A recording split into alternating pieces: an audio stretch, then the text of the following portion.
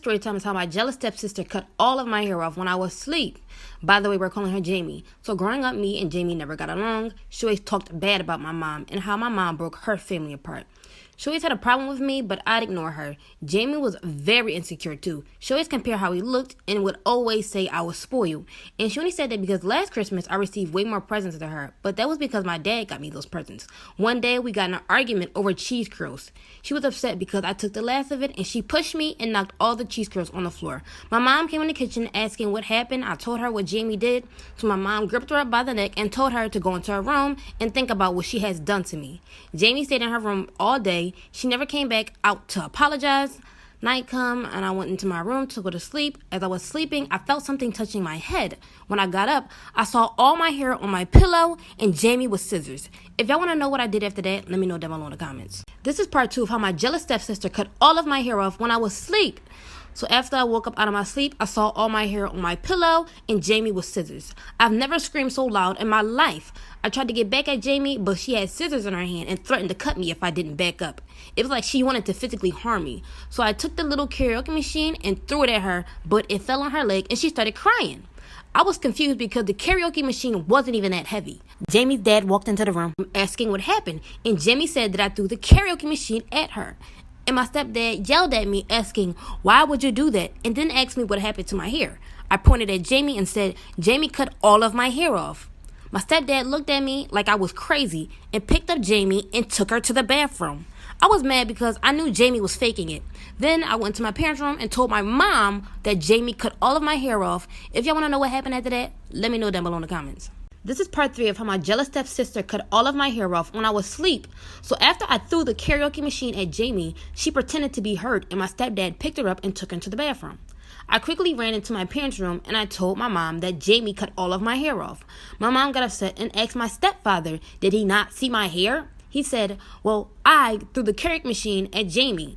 I yelled and told him that Jamie cut all of my hair off, which is the reason why I threw the karaoke machine at her, and she's faking it. My stepdad turned to Jamie and asked her, did she really do that? Jamie lied at first and said no. When me and my mom walked into the bathroom, she said yes, and that she only did it because my mom beat her. My mom was so confused. My stepdad said, you beat my child?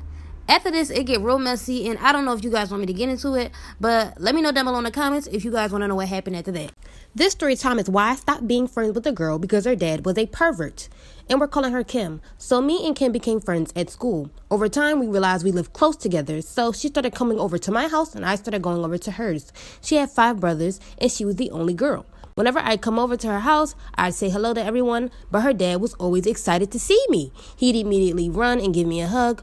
Over the past couple months, he'd give me a hug and a kiss on the cheek.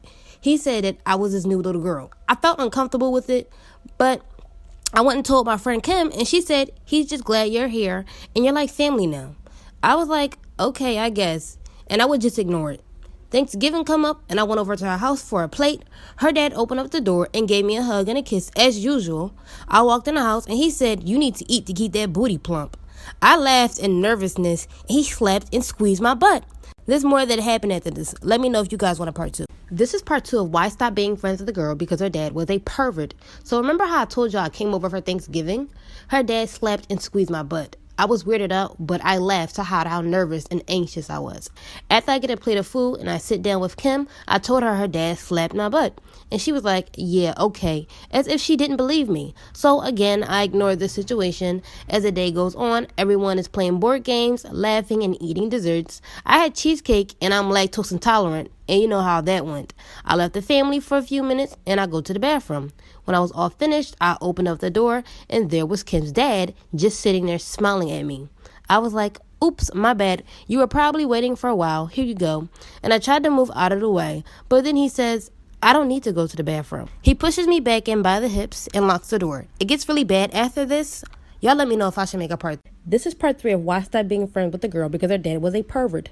So after her dad pushes me back into the bathroom and locks the door, he's sitting there smiling at me and I asked him very nervously if I did something wrong. He was like, yes, you haven't been spending time with daddy. And he likes to jiggle my breasts in a weird way.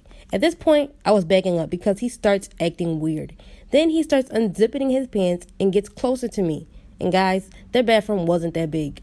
I immediately took the Windex that was on top of their toilet and sprayed it into his eyes and quickly ran out of the bathroom.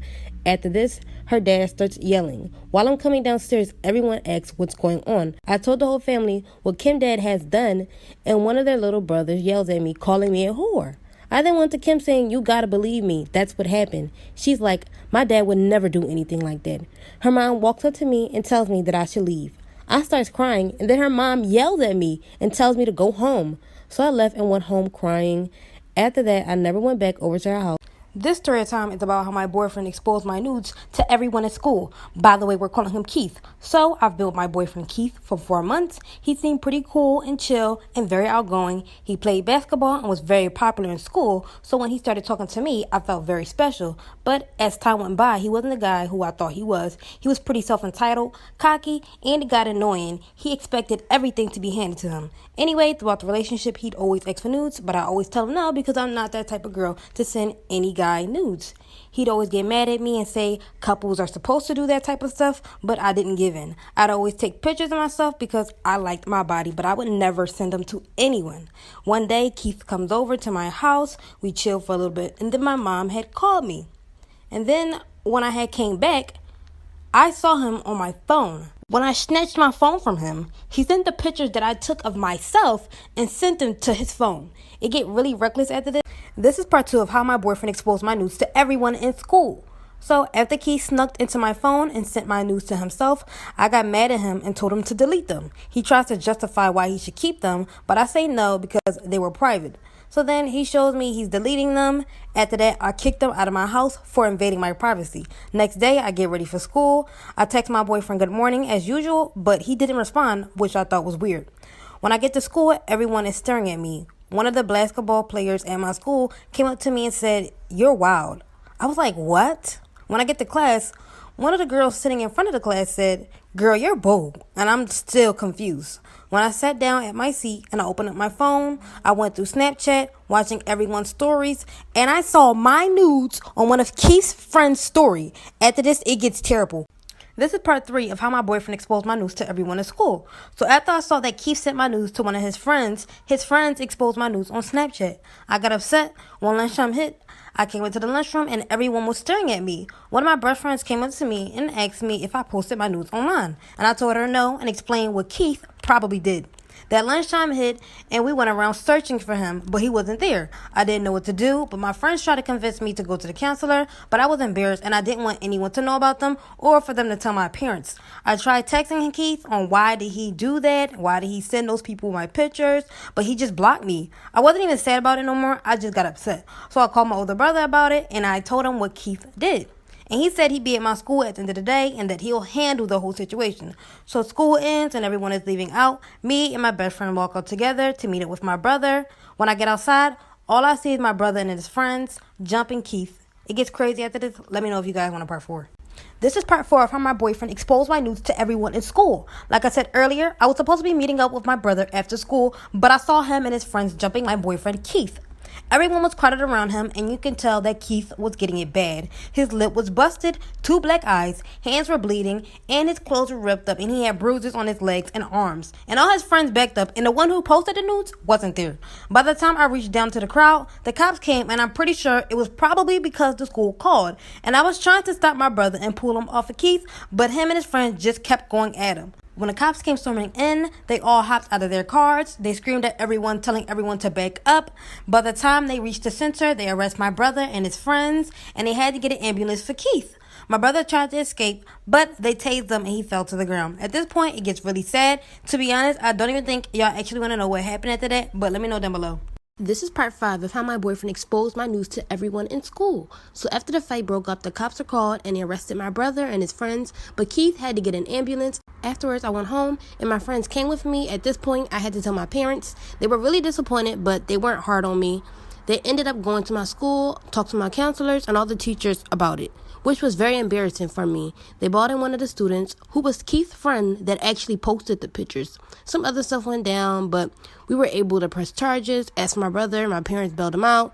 But Keith tried pressing charges against my brother, but since I was already pressing charges against him for exposing my pictures, he ended up having to drop the charges because it was too much going on. Some other stuff went down in between, but it's too much to explain. But at the end of it all, I won the case. Keith and his friends ended up having to leave the school, and of course I broke up with Keith, but my news will forever circle around the internet. This story time is about how my best friend almost got kidnapped. By the way, we're calling her Aaliyah. So back in the summer, Aaliyah was talking to a guy she met through Instagram, and she was talking to him for about 2 months, but they never actually met up. Aaliyah really liked him, and they planned a day when and where they go out to meet. The guy she was talking to asked if she wanted to come over to his house to chill. By the way, we're calling him Isaiah. And he wasn't far, so Aaliyah came to me and asked if I wanted to come with her.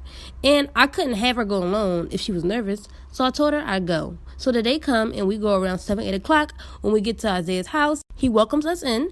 And when we walked into the living room, there were like 20 guys all around his house. We're so confused because Isaiah never mentioned that there would be other company. We sat down on his couch and everything was fine. We played games with everyone, which was pretty chill, until one of Isaiah's friends sat next to me and rubbed on my leg and asked me to come upstairs with him and another guy. It gets really crazy after this. Let me know if you guys want a part 2. This is part 2 of how my best friend almost got us kidnapped. So after we get to Isaiah's house, there's like 20 guys walking around his place. We start playing games, and I say after 2 hours, one of Isaiah's friends sit next to me and rubbed my legs and asked me to come upstairs with him and another guy. I immediately push him and told him to stop touching me.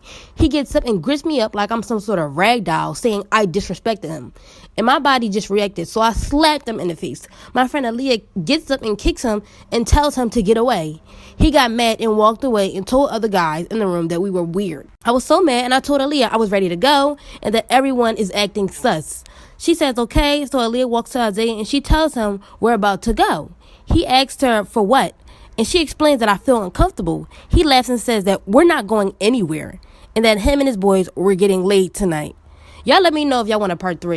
This is part 3 of how my best friend almost got us kidnapped. So Aaliyah tells Isaiah that we're ready to go, and he basically said that we can't leave and that him and his friends were getting laid tonight. Aaliyah says, well, you better call up some hoes because we're leaving. So we gather up our things and tried to walk out, and Isaiah yanked Aaliyah's leg, and when she fell, Isaiah jumped on top of her saying that we can't go anywhere, and all the guys start crowding around us. So I kicked Isaiah in the head and pulled Aaliyah up to go, and she's like, run. So we're running, and a couple of guys start chasing after us. One of them were really fast and catches up to us. He picks me up and starts taking me back to Isaiah's house, and I'm sitting there punching and kicking and screaming. That's all the time I have. Let me know if you guys want a part 4.